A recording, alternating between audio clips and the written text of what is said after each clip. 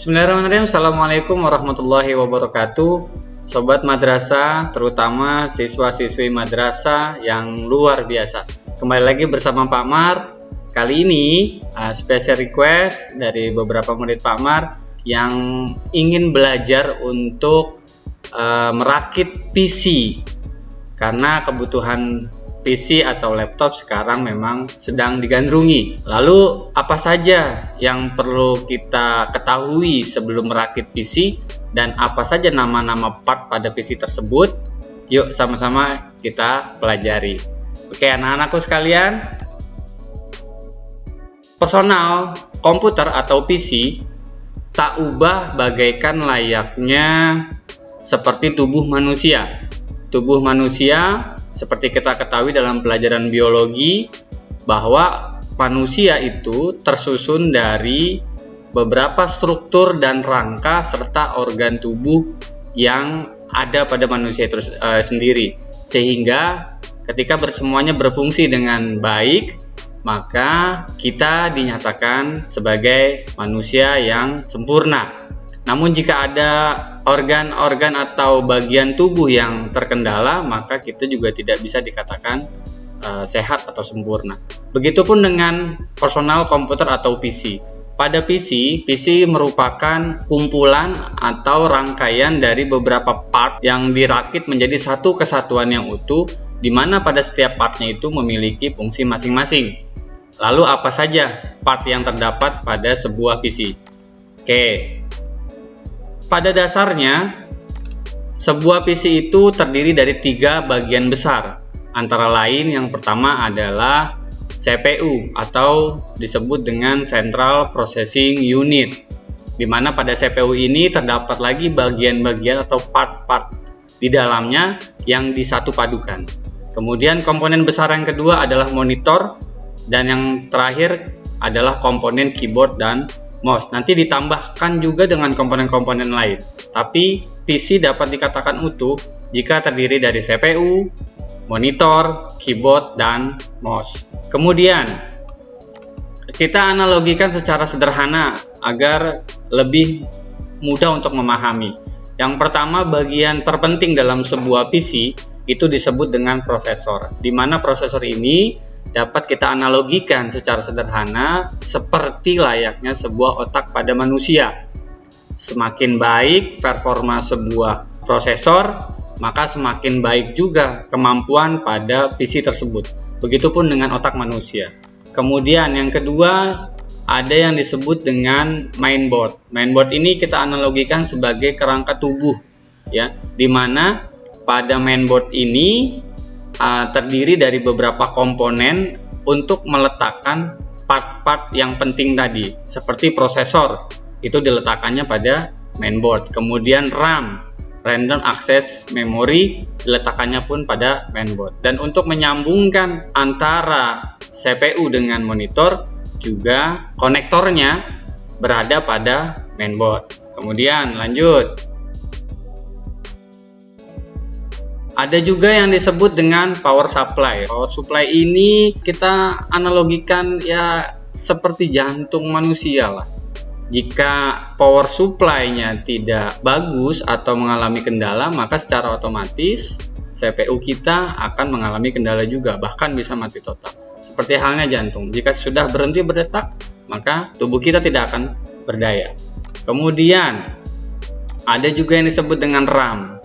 RAM atau Random Access Memory ini merupakan media penyimpanan sementara saja. RAM ini kita analogikan mungkin seperti kaki lah ya. Seperti kaki yang dimana semakin bagus atau semakin kuat kaki tersebut, maka langkah-langkah untuk ketika berlarinya pun akan semakin bagus. Begitu juga dengan RAM. Semakin besar kapasitas sebuah RAM, maka akan menunjang untuk proses atau speed pada sebuah PC. Oke, selanjutnya ada juga yang disebut dengan hard disk, di mana hard disk ini merupakan part atau media untuk menyimpan data-data kita, baik data untuk operating system atau OS ataupun data yang berbentuk file-file kita. Kemudian antara lain ada juga DVD room atau kamera, di mana kita bisa analogikan secara sederhana alat ini berfungsi untuk membaca media yang berasal dari luar, sebagaimana halnya mata untuk melihat. Kemudian ada bagian lain yang juga penting disebut dengan casing, di mana casing ini kita analogikan secara sederhana layaknya sebuah pakaian atau baju lah. Kalau bajunya bagus kan dilihatnya juga lebih enak. Begitupun dengan casing. Semakin casingnya bagus maka tampilannya pun looknya akan semakin bagus pula. Part yang terakhir adalah keyboard atau mouse yang bisa kita analogikan sebagai tangan untuk mencari file-file tersebut.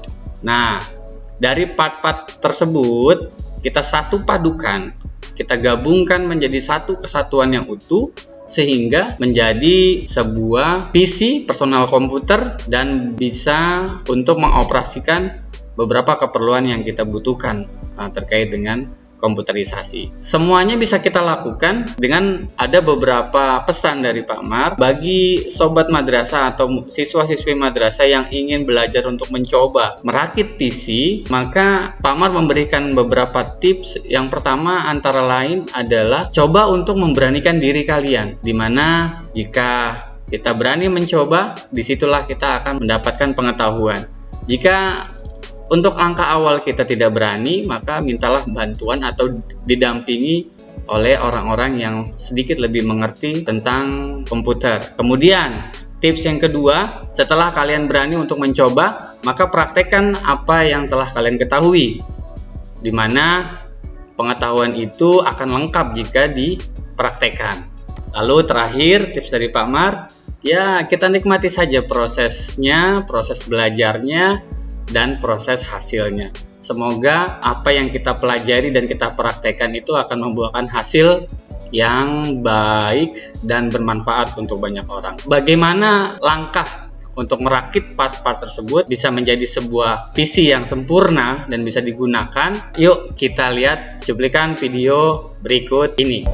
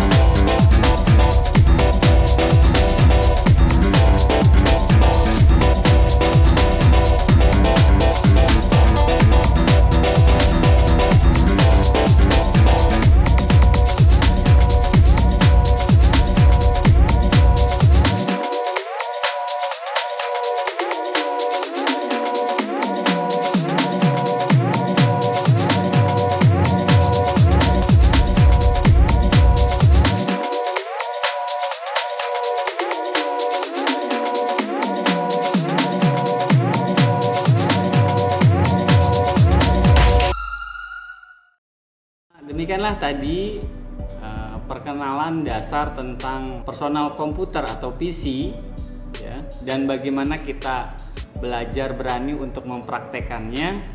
Semoga sobat madrasah ataupun siswa-siswi madrasah dimanapun berani untuk mencoba.